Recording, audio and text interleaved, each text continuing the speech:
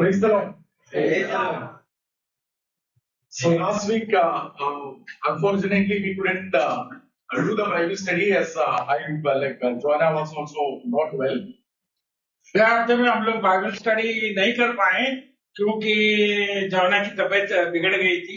But thanks to the God who enabled us, all of us, to come today. और धन्यवाद परमेश्वर का जो हमें यहाँ पर एक बार फिर उसने हमें यहाँ पर लेके आया। So in the previous Bible study, we ended with Jacob's ladder, but we also discussed that we will discuss more about Melchizedek. और कई बार हम लोग ने ध्यान किया था याकूब की सीढ़ी के बारे में। तो हम लोग ने ध्यान भी किया था मेल्कीसेदेक के ऊपर और उसी के ऊपर आज हम लोग और ज्यादा मनन करें। So any brother or sister who has any thoughts or questions on this subject? और किसी भाई या किसी बहन को कोई किस्म का सवाल है, प्रश्न है तो पूछ सकते हैं on this specific subject. और ये विषय पर इब्राहिम ने 10 वस्तुओं का 10वां कौन से वस्तु का है? हाँ, प्रभु। So Abraham got all the cattle. If you look at what happened in the war, the 9 kings, the 5 kings plus the 4 kings, they took away everything of the Sodom and Gomorrah, including the cattle and all the other materials. हाँ, तो उधर युद्ध हो गया। Total 9 राजा, 4 के विरोध में 5, तो 9 राजा लोग का युद्ध हो गया। तो उन लोग ने सभी लूट जिसके ऊपर उन लोग ने जीत लिया था, उनका सभी लूट, 5 राजाओं का पूरी प्रजा को गुलाम बना के लेके गए थे और बहुत सारी संपत्ति, उसके बाद अपार संपत्ति का उन लोग ने ये किया। सब लोग हम लोग का जमा के रखता है ना, जीवन भर की पूंजी को जमा के रखता है। FD50 बना के रखता है, वो जमाने में FD50 नहीं होगा, सोना बिना होगा, वो सब ले जा रहा है। तो उसमें से मवेशी भी हो सकते हैं, उसके भेड़ बकरियां भी हो सकते हैं, गाय भैंस भी हो सकते हैं और बहुत सारे ऐसे मटेरियल थे। In fact, when Abraham won over the war, including the land belongs to Abraham, right? और जब अब्राहम जीत गया तो ये 9 राजाओं का पूरा जमीन उसका हो जाता है ना। So if Abraham wanted to take, like you know that in the previous kings, when the kings go and fight, and if the king wins, everything belongs to the king. हाँ, जब पहले आपका युद्ध हो रहा था, क्या एक राजा दूसरे राज्य के ऊपर चढ़ाई कर देता है तो उसका राज्य भी वो अपना हिसाब में ले लेता है। So Abraham actually could have claimed everything, but Abraham did not claim anything. Yet Abraham gave only the things of the cattle and the animals that is taken. Land he gave it back. और Abraham ने कुछ नहीं किया, जो मवेशी उसको मिले थे, ये मिले थे उसको, उसका 10वां उसको दे दिया बस, और जमीन और लोग ने छोड़ दी। So Abraham waited for the God's promise. That is also something that we have to know. Abraham का ध्यान उस सांसारिक बातों पर नहीं था, वो उसके परमेश्वर के वादे के ऊपर टिका हुआ था। Thanks, sister. और बहन बहुत बहुत धन्यवाद, आपने सवाल पूछा। So when we discuss about Melchizedek, we will see 1 or 2, 3 points more. जब हम लोग मेल्कीसेदेक के ऊपर हम लोग ध्यान करेंगे तो 1-2 पॉइंट आप लोग और देखेंगे। Melchizedek we know was the king of the Salem. हम लोग जानते हैं वो सालेम का राजा था। So he was a Gentile king, right? और वो अन्य जातियों में से, वो इब्रानी लोगों में से नहीं था, अन्य जाति। So he was a priest both to the Jews and the Gentiles. और वो याजक था, दोनों का था, अन्य जातियों का भी था और यहूदियों का भी। Because Abraham accepted him as a priest. हाँ, अब्राहम ने उसे याजक बोल के ग्रहण कर लिया। So there is Aaron was only a priest to the Israelites. Aron का जब नियुक्ति हो गया मूसा के दौर पर, तो आरोन सिर्फ और सिर्फ यहूदियों का याजक। But Melchizedek was a priest both to the Gentiles and the Jews. और मेल्कीसेदेक था, वो सभी लोगों के लिए था। So that is where our order of the Melchizedek comes to Christ. और इसीलिए बोलता है ना हम लोग का इब्रानी के 6 के इसमें, after the order of Melchizedek, Melchizedek के रीति के अनुसार। So Christ is the priest for everyone. और मसीहा हमारा सबके लिए याजक। Correct? He is not just a priest for the high priest for the Jews, but he is the high priest for the Jews and the Gentiles. और हम सभी के लिए, वो यहूदियों के लिए भी और अन्य जातियों के लिए भी वो याजक है। And then we are also priest in the order of Melchizedek. और हम भी याजक का दर्जा प्राप्त कर लेते हैं ये मेल्कीसेदेक के रीति के अनुसार। So to whom are we priest? तो किसके लिए हम लोग याजक हैं? We are in the order of Melchizedek, right? So to whom are we priest to? हम किसके लिए, कौन सा संदर्भ के लिए, कौन से परिप्रेक्ष्य में हम लोग याजक हैं? Not just to the few people, but to the entire world we are the priest. और हम सिर्फ थोड़े लोगों के लिए नहीं, सभी लोगों के लिए याजक। So if you are the priest to the entire world, your duty is to offer praises and prayers for the entire world, right? और अगर तुम सारे जहान के लिए याजक बने तो आपकी कर्तव्य होता है, आपका कर्तव्य होता है कि आप सभी के लिए प्रार्थना करें, विनती करें। Not just for few, pray for India because you are the priest for the India. हाँ, हम लोग सिर्फ हमारे तो थोड़े लोगों के लिए ही नहीं हम लोग प्रार्थना करना है, हिंदुस्तान के लिए ही नहीं करना है, सभी जगह के लिए हम प्रार्थना करें। Because we are in the order of Melchizedek. हम मल्कीसेदेक के रीति के अनुसार है। Now we also know that Melchizedek brought blood and wine. और हम लोग को ये भी पता है कि मल्कीसेदेक ने दाखरस और रोटी लेके आया। We know that it is represents the body and blood of Christ. और हम लोग जानते हैं कि ये प्रतीक, ये चिन्ह हमारे प्रभु यीशु के लहू और शरीर के बारे में बताती है। But it also represents certain other things. और ये और भी बातों को हमारे सामने प्रतिनिधित्व कर रहे हैं। See, if you read the word bread, अगर आप रोटी बोलकर आप शब्द को देखेंगे, if you it is not clear in Malayalam, I don't know about Hindi. Let us read Genesis chapter 3 verse 19. और मलयालम में कैसा है और अब इसमें हमको कैसा है पता नहीं है। आप लोग वो उत्पत्ति के 3 के 19 को पढ़े। और अपने माथे के पसीने की रोटी Roti. Yeah. So first time the bread appears in the case of Adam. और देखिए ये पहली बार रोटी का उल्लेख है और आदम से ये वास्ता रखती है। So at that time we don't know whether Garden of Eden had a roti, but actually Bible speaks the first time about roti to the first Adam. और देखिए ये पहली बार रोटी का जिक्र किया गया है और आदम से इशारा करके। So we discussed that Adam was the first head of the humanity. और हम लोग ने इस बात के ऊपर हम लोग ने विचार किया है कि आदम पहले मनुष्य जाति का मुखिया था And Christ was the last Adam. और प्रभु यीशु मसीह आखिरी आदम बोल के कहा गया। So between the first Adam and the last Adam, could there have been another Adam? और पहला आदम और आखिरी आदम के बीच में और कोई आदम है? There could have been one Adam, right? और एक आदम होना है। Noah could have been an Adam, right? और वो भी आदम बन सकता था। In a way that Noah is the head of the new humanity because after him, he is the father of everybody in the world. और देखिए सब लोग जल प्रलय में नाश हो गए तो सिर्फ नोआ बचा और उसका परिवार बचा, तो इसका अर्थ ये बनता है कि वो भी तो मुखिया बन जाता है। And the wine comes first time for Noah. और दाखरस के बारे में बताया गया है कि नोआ के समय में बना हो। Genesis chapter 9 verse 21. और We know that verse. और हम लोग देखने की जरूरत नहीं है, हम लोग उस वचन को परिचित है। So in a way we can say first Adam, because of the first Adam, the bread became cursed. Because of the second Adam, the wine also became a problem thing. और देखिए पहले आदम के जरिए रोटी हमारे लिए श्रापित बन गई, तो दूसरे आदम के हिसाब से हम लोग दाखरस जो है वो भी हमारा सामने प्रश्न चिन्ह खड़ा करता है। But the last Adam, the order of Melchizedek, he actually redeems and blesses it.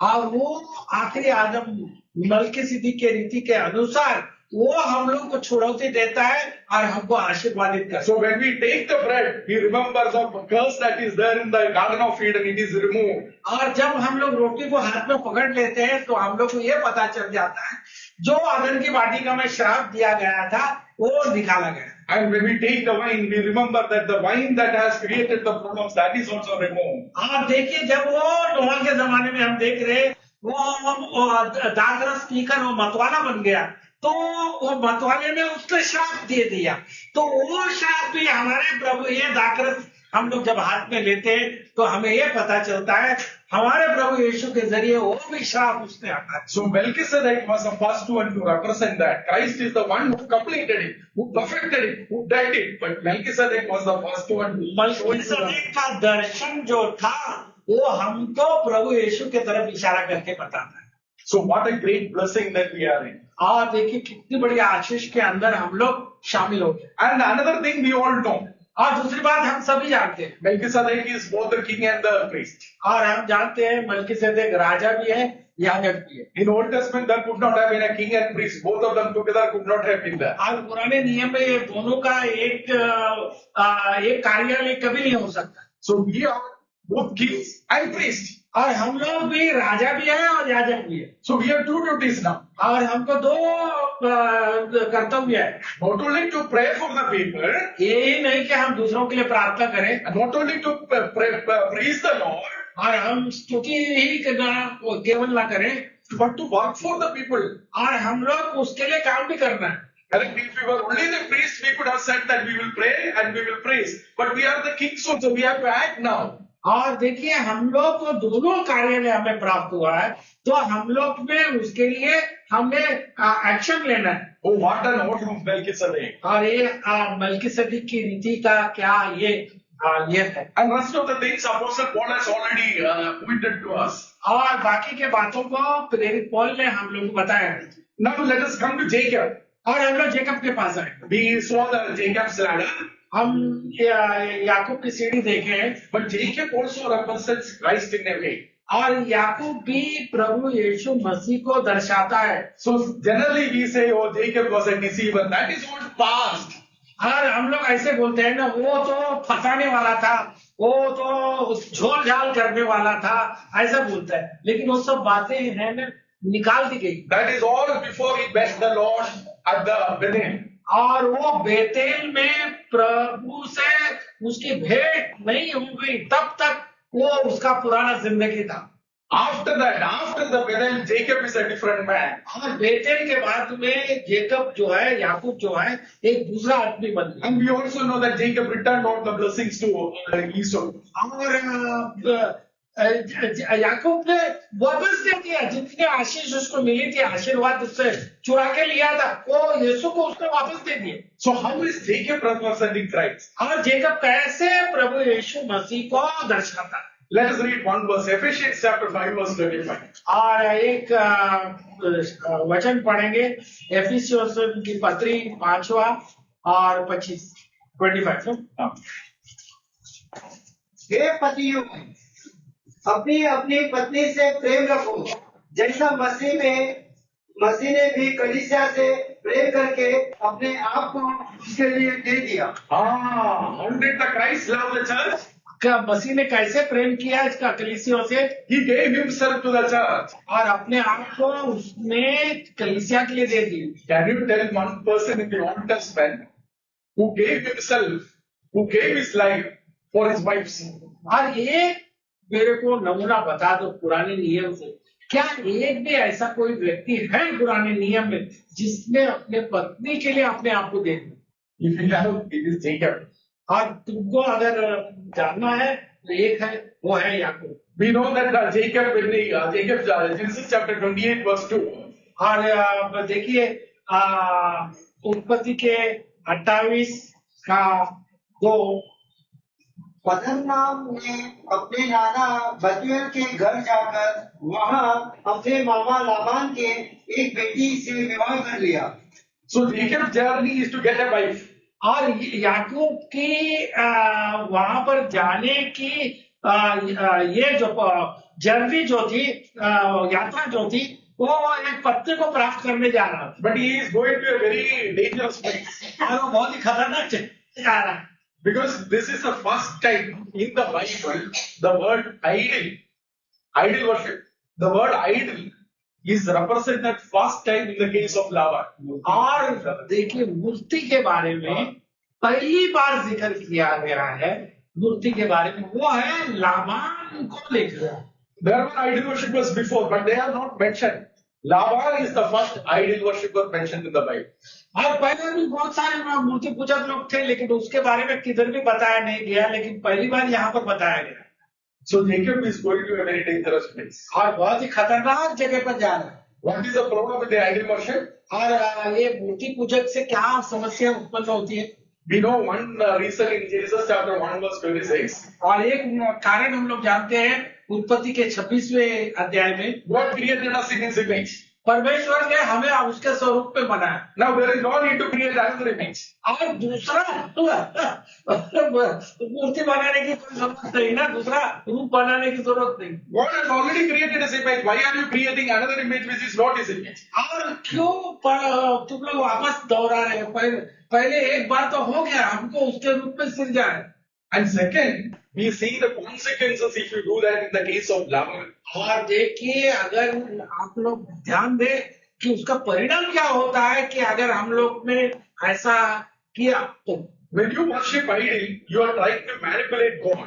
और जब तुम मूर्तियों को पूजते हो, उसको दंडवत करते हो, तो तुम परमेश्वर को नियंत्रण कर रहे हो, परमेश्वर को हकेल रहे हो। Correct. You will go and offer and you want to get it back. Something you want to get it back. हाँ, तुम जो भी देने जा रहे हैं, दक्षिणा देने जा रहे हो, क्या उसको प्रसाद चढ़ाने के लिए जा रहे हो, कुछ भी करने जा रहे हैं, तो तुम ये अपेक्षा से वहां पर जाते हो कि तुम्हें कुछ वापस मिलेगा। Correct. You are trying to manipulate God. You are trying to control God. और वो आप चाहते क्या है कि परमेश्वर को कंट्रोल करे ना। That is one major problem, right? ये सबसे बड़ा समस्या ये है। If you try to manipulate God, you will try to manipulate men also. और तुम जो परमेश्वर को कंट्रोल करना चाहते हो, तो तुम मनुष्य को भी कंट्रोल करने के लिए लगोगे। That is what happened to the Laban, right? Laban के साथ में क्या होगा? यही होगा ना। Laban tried to manipulate, deceive Jacob. और लाबान ने जेकब को कंट्रोल करना चाहा, उसको फंसाना चाहा। See, he cannot trust because if people are manipulating God, they will manipulate us as well. और हम लोग इस पर भरोसा नहीं रख सकते। अगर वो जो परमेश्वर को मैनिपुलेट कर रहे हैं, कंट्रोल कर रहे हैं, तो हमको भी करेंगे। See, Bible has given numerous reasons why idol worship is wrong. और देखिए, बाइबल में बहुत सारे कारण दिए गए हैं क्योंकि ये मूर्ति पूजा गलत है। This is two reasons given in Genesis alone. और ये दो कारण तो उत्पत्ति में ही दिया गया है। But Jacob is going to such a place to get a wife. और देखिए, ऐसी जगह पर याकूब जा रहा है अपने लिए एक पत्नी लाने की। And what has Jacob to pay for it? और जेकब को क्या कीमत वहां पर जाकर चुकानी पड़ी? How did Jacob pay for his wife? और कैसे वो अपने पत्नी के लिए उसने अपने उसको कीमत दी? Genesis chapter 29 verse 20. But 29:20. याकूब ने राहेल के लिए 7 वर्ष सेवा की। 7 years of service, and then we know that another 7 years of service. 14 years for wife. और देखिए, आप जाते हैं, यहाँ पर लिखा गया 7 साल उसने गधा मजदूरी की अपनी पत्नी पाने के लिए, और फिर बाद में उसको फंसाया गया, और फिर और 7 साल से रिपीट करवाया गया, 14 साल। Jacob gave his life. Jacob ने अपना जीवन का बहुत ही महत्वपूर्ण भाग दे दिया पत्नी को हासिल करने। Is there anyone in the Old Testament like this? और ये आप पुराने नियम में कौन है ऐसा करने वाले? Or do you know anyone in your circle who has given 14 years of life to get a wife? अरे तुम लोग में से कोई ये है जो हमको बता सकता है कि 14 साल अपने पत्नी के लिए उसने गधा मजदूरी की? You know, Jacob is such a person. Jacob represents Christ. When we see Jacob, how he was ready to give his life for the wife, we see Christ because Christ is ready to give his life for the church. और देखिए, Jacob से हमको ये सबक मिलता है, ये सीख मिलता है, ये अभ्यास मिलता है, कैसे वो प्रभु यीशु मसीह अपने कलीसिया के लिए अपना जीवन उसमें दिया। So he is ready to give his entire life for us. और वो तैयार है अपना सब जीवन हमारे लिए देने की। There is none like that among us. और देखिए, ऐसा कोई भी नहीं है मसीह का जैसा। We can't see anybody, even if they will give 1 year also for to get a wife, they will not serve like that. No, there is nobody like that among us. अरे एक साल भी ऐसा कोई करने वाला नहीं मिलेगा। 14 years of struggle, that is Jacob's life. और देखिए, जेकब का प्रेम इतना मजबूत था उसने 14 साल दिए अपनी पत्नी की। Hebrews chapter 12 verse 2. Let us read it. इब्रानी का 12 का इब्रानी का 12 का और विश्वास के कर्ता और सिद्ध करने वाले यीशु की ओर ताकते रहे, जिसने उसे आदत के लिए जो उसके आगे धरा था, लज्जा की कुछ चिंता न करके क्रूस का दुख सहा और परमेश्वर के सिंहासन की दाहिनी ओर जा बैठा। For God to get us. ये क्यों किया इसने? ये पढ़ लीजिए बराबर आपको ये फिर से एक बार और पढ़ लीजिए। और विश्वास के कर्ता और सिद्ध करने वाले यीशु की ओर ताकते रहे, जिसने उस आनंद के लिए जो उसके आगे धरा था, लज्जा की चिंता न करके क्रूस का दर्द सहा, सिंहासन पर परमेश्वर के दाहिने जा बैठा। किस लिए ये किया? लज्जा की परवाह न की और क्रूस का दर्द उसने सह लिया। किस लिए किया? For us, right? हमारे लिए ना। And not only that, if you read Jacob's wife's names, और देखिए अगर जेकब के याकूब के पत्नियों के नाम देखेंगे हम, it actually represents the story of church. और वो हमको कलीसिया की कहानियों के बारे में बताते हैं। Because if you read, see, we generally are very harsh saying that Jacob had 4 wives. Jacob had 4 wives at that time. They were not given the law at that time, right? और देखिए वो जमाना एक अलग जमाना था, और वो जमाना प्रवचन करने का जमाना था, बच्चे पैदा करने का जमाना था, और वो टाइम के नियम नहीं थे। ये जो नियम बाद में दिए गए वो नियम नहीं थे, तो उसको हमको वो परिप्रेक्ष्य में देख नहीं सकते। But through all the imperfection, Christ and his church is visible there. और देखिए उसके सारे खामियों के बावजूद भी हमको ये बताता है कि कलीसिया और प्रभु यीशु मसीह हमको दिखाता है। Let us read Jacob's wife's names. और देखिए हम लोग याकूब के पत्नियों के नाम, Genesis chapter 29 verse 9. और उत्पत्ति के 29। उनकी यह बातचीत हो ही रही थी कि राहेल जो पशु चलाया करती थी, अपने पिता की भेड़ बकरियों के लिए हुई आ गई। Rachel means, राहेल का मतलब, I mean, what is the meaning? Rachel means sheep. Sheep. भेड़। रेचल का मतलब भेड़।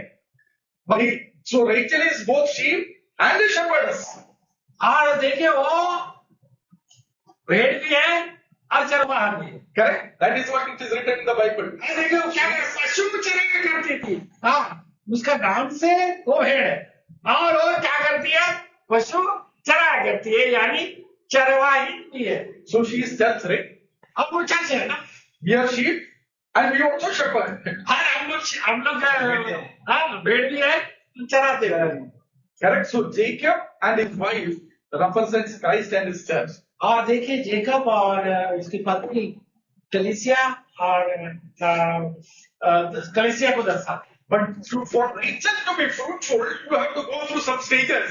और राहेल को फलवंत होने के लिए उसको कुछ चरण से गुजरना पड़ेगा। So that is what another wife's name comes. Genesis chapter 29 verse 19, 16. 16 में पढ़ा। लाबान की 2 बेटियां थी, जिनमें से बड़ी का नाम लिया और लिया। Leah means weary, tired, burdened. और लिया का मतलब क्या होता है मालूम है? थका हुआ। हाँ, थका हुआ, बहुत बोझ से दबी हुई। So for us to be fruitful, my brothers and sisters, Christ said, "Come unto me, all those who are labor." That is the word weary, Leah. और वो मत्ती के 11वें अध्याय के मेरे ख्याल में 30 या 29 पद में लिखा गया है, प्रभु यीशु मसीह क्या कहता है? ये बोझ से दबे हुए लोगों, कष्ट करने वाले, मेहनत करने वाले, परिश्रम करने वाले लोग मेरे पास आओ, मैं तुम्हें विश्राम दूं। So church first stage is becoming weary. और पहला चरण क्या है? थक जाना। Second, let us read the Genesis chapter 30 verse 3. उत्पत्ति 30 का 3।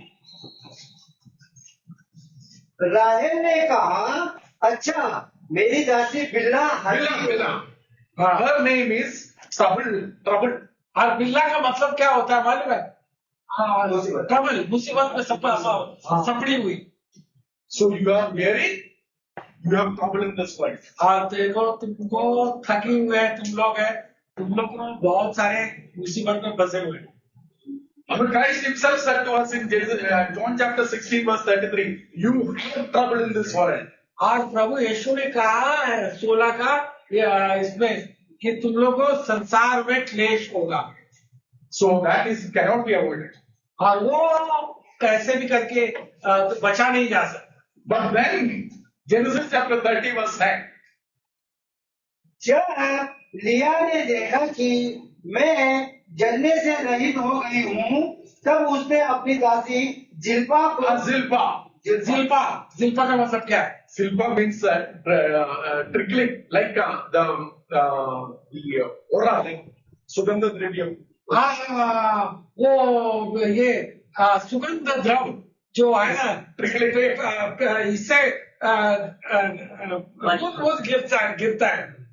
So that is the third name. So you are weary, you are troubled, but you are going to send us aroma around the world. आज देखिए, तुम कष्टी हो, दुखी हो, परेशान हो, मुसीबत में हो, संकट में हो, बोझ से दबे हुए हो, लेकिन तुमको तुम्हारे जरिए है ना जो सुगंधित द्रव्य चारों ओर पसर रहा है। So that is the story of the church. और ये कहानी चर्च की है। And then you become Rachel.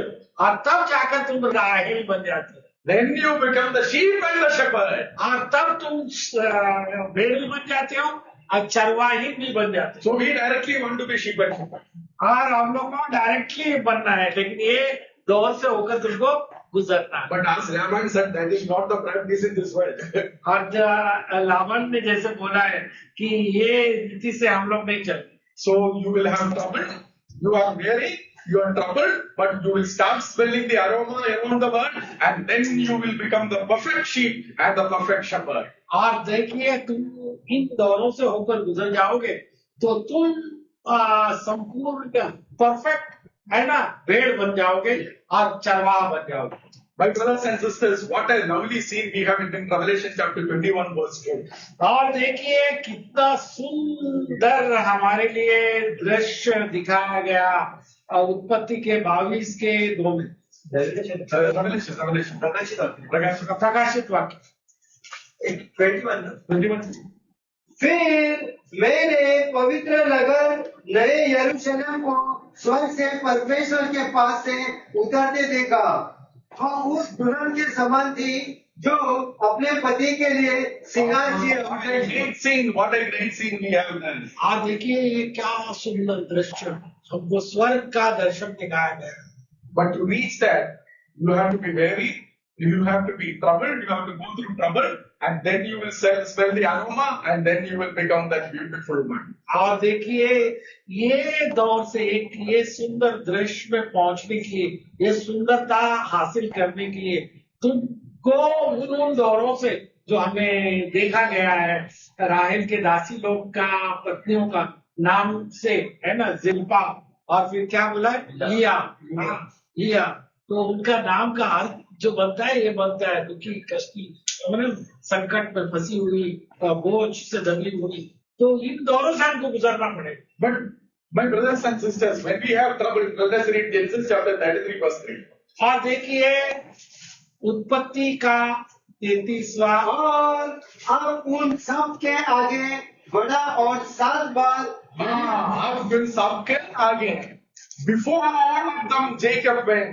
और देखिए इन सब के आगे बढ़ा 7 बार जेकब याकूब उस आगे बढ़कर गया। So Esau is coming, Jacob does not know whether Esau is going to kill them or not. और देखिए वो बहुत ही परेशान था उस याकूब, वो जानता नहीं था कि उसका भाई यीशु उसको मारने के लिए आएगा कि उसको स्वीकार करने के लिए आएगा। But who is standing in front? और उसके सामने कौन खड़ा है? Jacob is standing. और ये याकूब खड़ा है। If the sword comes, it will first hit Jacob. और अगर तलवार आएगी तो पहला That is our Christ. He is in front of us. और हमारा प्रभु यीशु हमारे से आगे है। Jacob and his family life is the Christ and his church. और याकूब और उसका परिवार का बारे में हमको बताया गया है, वो हमारा कलीसिया का हमको दर्शन दिया। But on a practical note, I want to say one more thing. और एक व्यवहारिक तौर पर मुझे एक और बात कहनी है। Jacob is a person who loves everyone actually. और याकूब एक ऐसा इंसान है जो सबसे प्रेम करता है, Jacob loves Esau. और यीशु से भी प्रेम करता है। If you read Genesis chapter 32 verse 7, और उत्पत्ति का 32 का 7 पढ़ोगे तब याकूब बहुत डर गया और संकट में पड़ा और यह सोचकर अपने साथियों here actually in the English there are two words which are used. In Hindi also it is used. Afraid and distressed. और दो बात ये किया है, डर भी गया है और बहुत ही विचलित भी हुआ है। Why two words? क्यों दो बातें की? Only one word is sufficient, right? और दो ही बात उसको ये था ना, इधर डर और संकट, दो बात बताए। Either you are distressed or you are afraid. Either of these things will convey the same meaning. हाँ देखिए, एक ही मतलब हो जाता है, तो डर होता है या तो संकट में। Jacob is afraid whether Esau will kill him. एक तो वो डर रहा है कि यीशु उसको मार डालेंगे। But how can he escape that? The only way if Esau is trying to kill him is to fight with Esau and kill him. और देखिए, अगर यीशु उसको मारने आता है तो यीशु से वो लड़ेगा और यीशु को मार डालेगा। Jacob is distressed. Jacob does not want to do that with his brother. और वो एकदम परेशान हो जाता है, उसका भाई को नहीं करना चाहता है। So that is why he is trying to appease him. He doesn't want to fight with this brother. और उसके भाई को वो राजी करना चाहता है, वो उससे लड़ना नहीं चाहता। Oh, what a life Jacob sees. और जेकब का क्या जिंदगी, Jacob lived for others. और जेकब हम लोग के लिए एक अच्छा ये दिखाते हैं। But my brothers and sisters, Jacob's life was filled with the grief. और देखिए मेरे प्रिय जनों जी, जेकब का जिंदगी, याकूब का जिंदगी पूरा परेशानी से डूबा रहता। Because Jacob never lived for himself. Jacob only lived for his family. और जेकब अपने लिए नहीं जिया, वो अपने परिवार के लिए जिया। If you read Genesis chapter 47 verse 8. अगर 47 तब फेरो ने याकूब से पूछा, तेरी आयु कितने दिन की हुई है? Next verse. याकूब ने फेरो से कहा, मैं 130 वर्ष परदेसी होकर अपना जीवन बिता चुका हूँ। मेरे जीवन के दिन थोड़े और दुख से भरे हैं। Jacob is saying that few and evil have been the years of my life. मेरे जीवन के दिन थोड़े और दुख से भरे हुए। No, Abraham will not say this. Abraham ये नहीं कहे, Isaac also will not say like that. आइसक भी नहीं बोले। But Jacob says because Jacob lived his life for others. और याकूब ये कह इसलिए पा रहा है कि उसने अपना जीवन दूसरों के लिए दिया Jacob was ready to die for his family. और उसके परिवार के लिए मरने के लिए भी तैयार। But there is a great blessing, my brothers. और ये बहुत बड़ा आशीर्वाद है। There is a great blessing even if you go through all this trouble. और बहुत बड़ा आशीर्वाद है इन सब दौरों से होकर अगर आप जा रहे हो। Jacob is the only patriarch whom all his children were part of the covenant. और देखिए, एक ही कुल पिता बोलता है उसको, याकूब कुल पिता था कि उसके सारे बच्चे उसके करार से बंधे हुए थे। For Abraham, Ismail was not part of the covenant. और अब्राहम के लिए इस्माइल का करार में शामिल नहीं किया गया।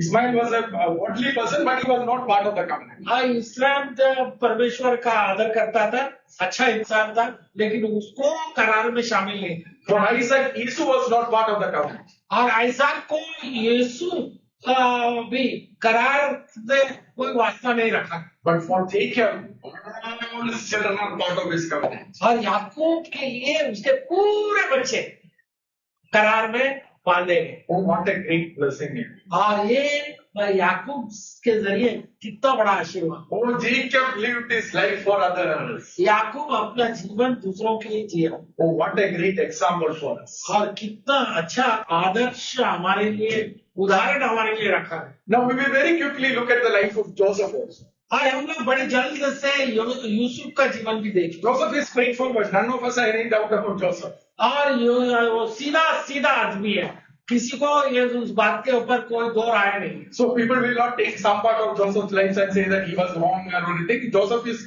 for everybody, every of us, Joseph is the perfect example. और देखिए कोई भी उसके ऊपर उंगली नहीं डाल सकता है, हाँ, क्योंकि उसके पूरा जीवन में किसी जगह पर उस पर कोई खामियां नजर नहीं आई। So very easy to explain the similarities between or how Joseph represents Christ. हाँ, देखिए यूसुफ कैसे प्रभु यीशु मसीह को दर्शाता है। So first, in Genesis chapter 37 verse 19 to 20, we know that verse. और उत्पत्ति के इन जेनेसिस चैप्टर 37 19 to 20. 19 20 तक। और वे आपस में कहने लगे, देखो वह स्वप्न देखने वाला आ रहा है, इससे आओ हम उसके घात करके किसी गड्ढे में डाल दें और यह कह देंगे कि वह घरेलू पशु उसको खा गया है। So who is rejecting him? और देखिए ये कौन लोग हैं जो उसका विरोध कर रहे हैं। He came to his own brethren rejected him. और देखिए उसके भाई के पास गए थे ना, भाई लोगों ने उसके साथ में ऐसा विश्वासघात। So very clearly similar to Christ. और ये प्रभु यीशु मसीह को बहुत अच्छा से उसकी परछाई बनता है। If you read Acts chapter 7, we don't have time, but you can go back and read it. और आप प्रेरितों के पुस्तक उसके 7वें अध्याय को ध्यान करेंगे। It is Stephen's message. और ये स्टीफन का संदेश है। So Stephen says to them, Stephen उन लोगों से कह रहा है, all your fathers rejected Joseph, but God made him the ruler. और देखिए वो स्टीफन कितने सालों युगों के बाद में, दशकों के बाद में कह रहा है, देखिए तुम लोग के पिताओं ने यूसुफ को इनकार कर दिया, लेकिन परमेश्वर ने उसको शासक बनाया, राजा बनाया। Similarly, he says, your fathers rejected Moses, but God made him the ruler. और इसी तरह से मूसा को भी तुम्हारे पिताओं ने रिजेक्ट कर दिया, उसको इनकार कर दिया, लेकिन मूसा को परमेश्वर ने तुम्हारे ऊपर अधिकारी बनाया। Why does he say that? क्यों कह रहा है? To say that you rejected Christ, but God made him the ruler. अरे इसलिए बोल रहा है, तुम लोगों ने प्रभु यीशु मसीह को इनकार कर दिया, लेकिन परमेश्वर ने उसे हमारा अधिकारी या शासक बनाया। So same thing.